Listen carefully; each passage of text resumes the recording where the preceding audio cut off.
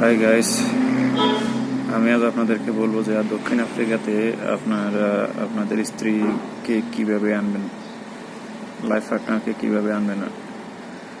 সেটা হচ্ছে যে আসলে দক্ষিণ আফ্রিকাতে আপনারা স্টুডেন্ট ভিসা দিয়েও আনতে পারেন। সাধারণত যদি সে শিক্ষিত হয় বা তার সার্টিফিকেট থাকে তখন সে স্টুডেন্ট ভিসা দিয়েও আসতে পারবে দক্ষিণ আফ্রিকাতে। এতে টাকা খুব বেশি খরচ হবে না, মোটামুটি আপনারা নিয়ে আসতে পারবেন। এরপরে আপনারা ট্যুরিস্ট ভিসার মাধ্যমেও সাধারণত নিয়ে আসতে পারেন। ট্যুরিস্ট ভিসা দিয়ে আপনারা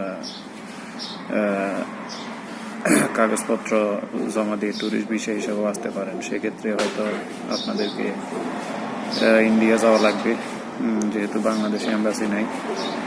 তো ইন্ডিয়াতে ওখানে আপনারা ফ্লাই করতে হবে আর কি। আর যদি আপনারা ব্রোকারের মাধ্যমে করতে চান তাহলে ব্রোকার সিস্টেম করে হয়তো বাংলাদেশ থেকেও ফ্লাই করতে পারবেন, কিন্তু কাগজপত্র সব ইন্ডিয়ার এম্বাসিতেই পাঠানো হবে। ওখানে সব কিছু ওকে করে তারপরে যে আপনি বাংলাদেশ থেকে ফ্লাই করতে পারবেন।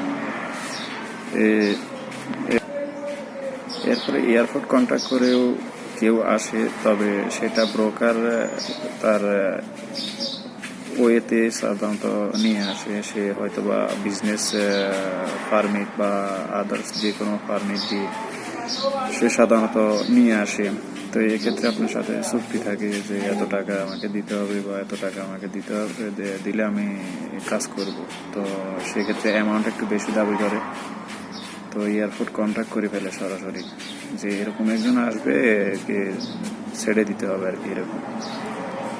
তখন আপনি এয়ারপোর্টে যখন আসবেন আপনাকে নিয়ে ভিতরে ইন করতে পারবেন, কেউ কিছু সমস্যা করবে না। কিন্তু আদার্স অন্যান্য দেশে যে আপনি ফ্লাই করবেন, মনে করেন এখান থেকে দুবাই বা কাতার বা মোজাম্বিক বা দুবাই থেকে সরাসরি সৌদি,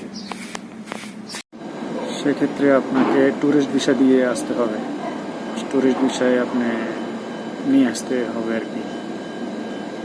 তো পরিশেষে আমি একটা কথা বলবো যে আমার এই চ্যানেলটা যদি আপনাদের ভালো লাগে থাকে, ভিডিওগুলো যদি ভালো লাগে থাকে, তো একটু সাবস্ক্রাইব করবেন আর ভিডিওগুলো শেয়ার করবেন খুব বেশি বেশি। আল্লাহ হাফেজ।